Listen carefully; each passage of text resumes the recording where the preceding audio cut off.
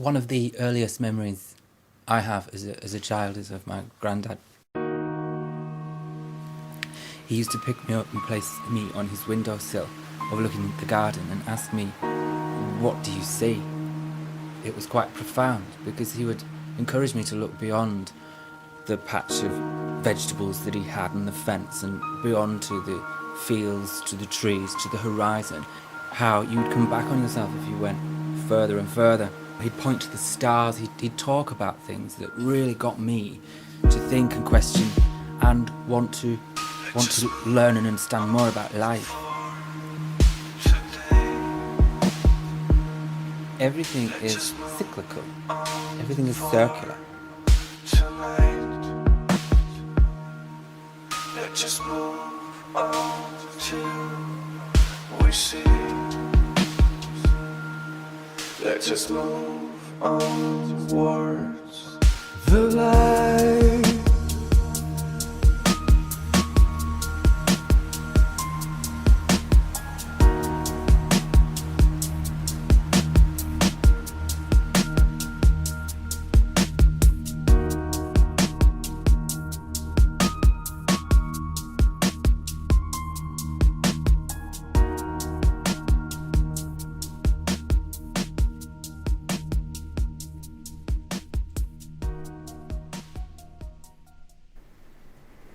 It's small seeds like that he planted in me, which grew and grew and grew. He would explain the most profound theologies and concepts in really simplistic ways that I could comprehend as a small child, you know. He would cut an apple in half and he would show me the 5-pointed star. He'd snap a carrot and he'd show me fractals. He'd show me how things form. He'd explain as above, so below. He was always pointing to the stars, to the sky. We'd lay awake at night, and all I would do is ask questions, and he always faithfully answered.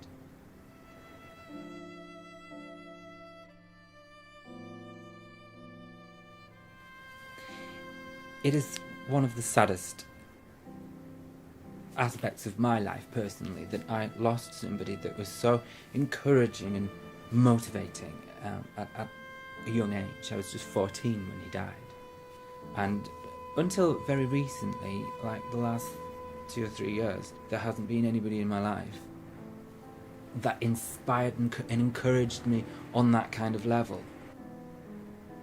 But one of the things, I think, really, was his unwavering, complete belief in the afterlife.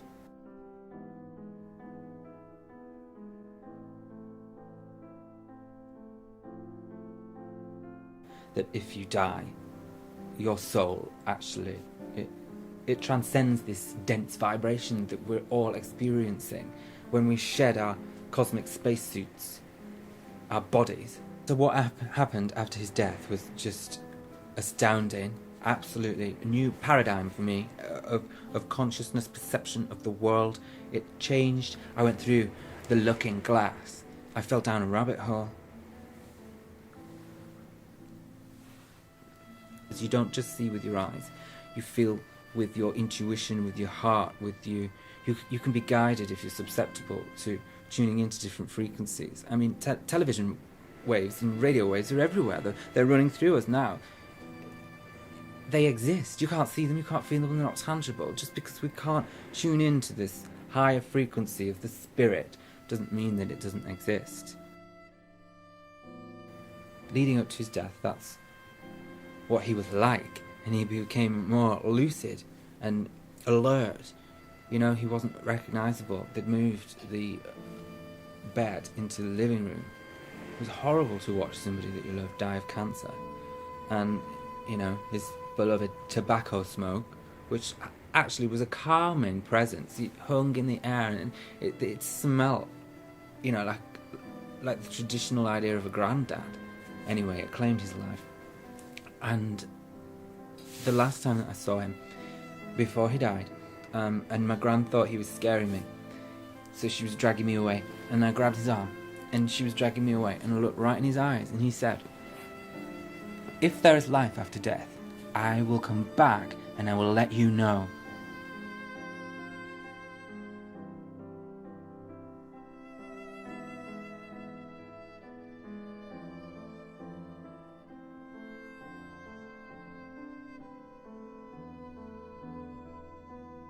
When he died, it was the beginning of a very, very dark phase in my life. I made wrong choices, I made terrible decisions, and I didn't have that grounding support. I didn't have any continuity left. So a few years passed, and I was about 18, I was 17, he died when I was 14, and when I was 17, I was listening to this radio program. It was a talk show, and I'd always listened to it. I picked up the habit at his house on a Friday night. My granddad was probably watching snooker or something really boring, and I'd put my headphones on with my little Walkman and listen to adults talking about things. You know, again, I was learning all the time and soaking up information, and I loved this talk show. Anyway, fast forward to when I was about 17. They were doing an investigation into the paranormal, and I thought, well, I'll write in, because they asked for guinea pigs to take part. Do you believe in the afterlife? And I thought, well, this is interesting, and I would like to. I'd like to be picked. I mean, I didn't think I would, but I sent my card off. I sent a postcard, and thought nothing else of it. Okay, can we push this across, because we've got David now. You are a DJ. You're a DJ, and you got that. Did you get that? Yeah, I got that. What was your thoughts before going in? I've always been interested in it, and I just wanted to prove myself that it is there. What kind of stuff did he bring up? It was my granddad. It was really astonishing. Yeah. Was there stuff about your own life now? Yeah, lots. You aren't here because of a coincidence. You aren't here because of the radio station. You're here because you've been led here. Your destiny was to be in that chair. It was a shock. I hadn't been on the radio before. I hadn't met professional people before. I certainly hadn't met somebody that could contact dead people. So I was really disturbed on many different levels about the whole thing. But one thing was for certain. The medium, he was not some sort of charlatan. This is Tom's talking from TFM, and our concluding programme in our investigation into the paranormal and the unexplained. Our guest tonight is international medium Gary Fowler. It's uncannily accurate, actually. It's quite frightening, because it was a car crash. An awful lot of people are going to say, don't believe in it, people are dead, they're dead. I have to stay on the fence, and I'm finding it difficult. You've gobsmacked us all so far. I mean, this isn't guesswork, you know, this is communication with the spirit world. There's a lot of people in here. Really? There's a lot of activity. He's telling me that he died very, very tragically. He did. He's telling me that he's your son. He is. Now, he's showing me what looks to me like a railway track, this gentleman. Oh, yes, you're right. You're And he's perfectly telling right. me he was hit by a train. He was. I believe you. How accurate was he? On a scale of 1 to 10, about 15. Yeah, extremely accurate. And he gave me messages to give to my gran. It was just 3 words that he gave me to give to her. It made her happy. And he came back to do that. And he came back to tell me that yes, there is life after death. This guy got everything about my grandfather. So I knew that he was actually communicating with the dead. Holding up cabbages. These are symbolic gestures from the spirit world so that I would recognize him. He is my spirit guide. Remember me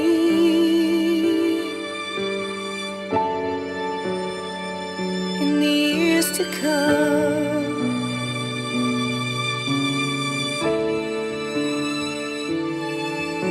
When all of this is said and done.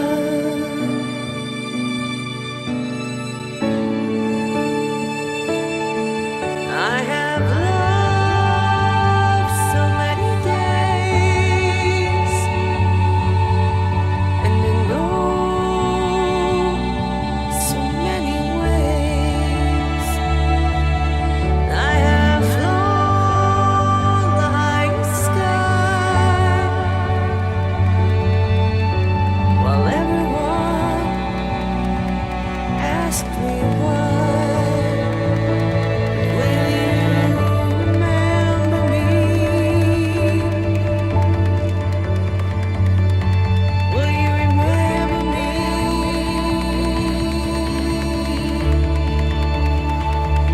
Will you remember me?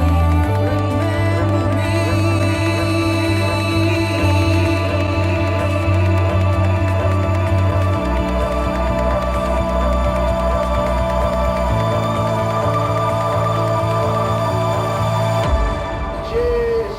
Cheers, Daddy! Texas tea!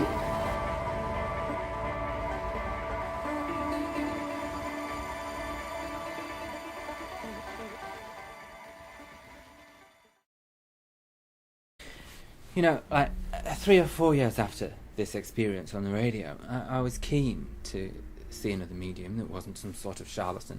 So I went to see this lady in Lancashire. So it's unnerving, really, because they do know things about you. But she read all of my party, 3 people in front of me, and then left me until last. And then she said, "I'm not going to read for you. You don't need a reading. I've got a gentleman here with me. He's actually your grandfather. And he's given me this book. He says I should give you this book. This book, which clearly I have read the pages off. But it was really the best tonic. It was everything that I needed at that time. What I was questioning about life. The questions I would have asked him if he'd have been here still. You, forever. Lessons from a Buddhist monk, Lobsang Rampa. But, you know, since then, I personally... This is another prediction that the medium from the radio gave me. He said that I had this gift. He said that I had a strong ability to connect to the other side. And you've witnessed this. You've seen how it's progressed and how I'm able to actually decipher what they're trying to just show you. They show you things. So in my mind's eye, it's not a thought. It's not. I haven't imagined it. It comes out of nowhere, and it's a sign. And I've learned now how to comprehend it. So at least I know that I'm getting a sign. I mean, I'm not a medium. I can't do anything right now. But I do sense things. I know that he would be very proud of the fact that I've overcome so many obstacles and I've found my inner light, and that I'm doing things out of a pure intent, and that I've found companionship. So I'm making this video because I have so much respect for somebody who's a big influence and a massive part of my life and died so long ago, yet still continues, still has an effect on me.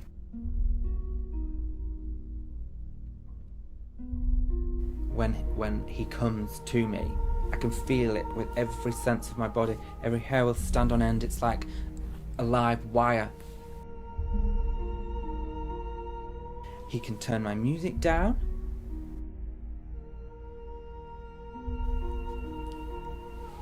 I look at his photograph and ask him a question, and it comes. It's really remarkable. It's not scary. You're not scared, are you? By it. It's not scary. It's brilliant. It's given me faith in life. Because, you know, take religion.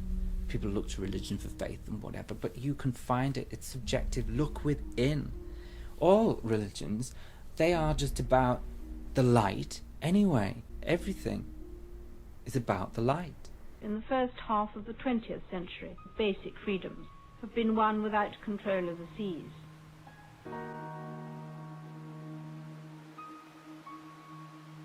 This mastery of technology may blind us. We can still ignore the messages we don't like to hear, and we can still talk in riddles and listen without trying to comprehend. Electronics cannot create comradeship, cannot generate compassion. Each and every one of us is extraordinary and the exact opposite of ordinary. We are all multidimensional multifaceted spiritual beings. They have used scientific thought control and used the invention of scientific and metaphysical theories that lead to nowhere, but the absolute disregard and ridicule for anything that cannot be seen under a microscope. People are ridiculed for following intuition, for following their heart. Just move on towards the light.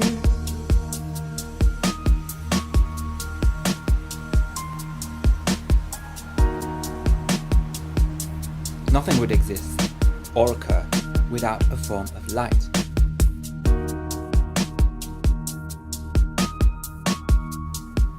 Everything is about the light. The concealment of it, the search for it, the worship of it. Those who pretend that they have it, and those who steal it from us.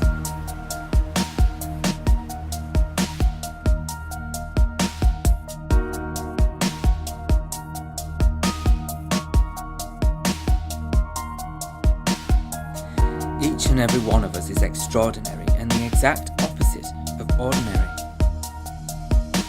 Alone in the darkness, going nowhere, seeking your light again, someone to share. My heartbeat was rising when you said last goodbye. Is there someone out there hearing my helpless cry?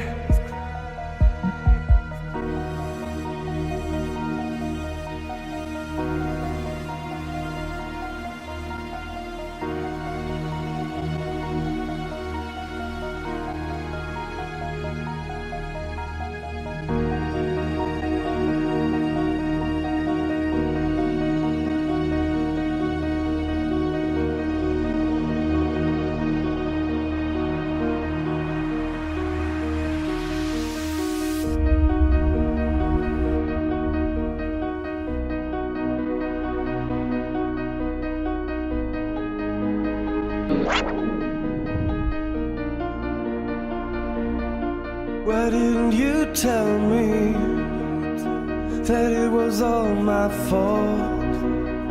That I had my eyes closed, that I had my eyes closed. Why couldn't someone see that it was you I've lost? That you had my eyes closed, that you had my eyes closed. Why couldn't I just see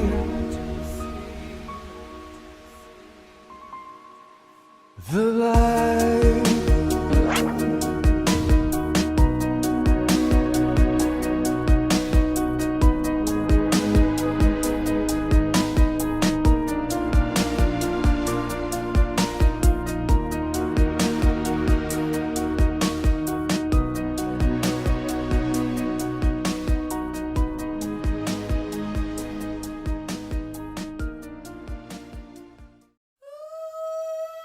Stop.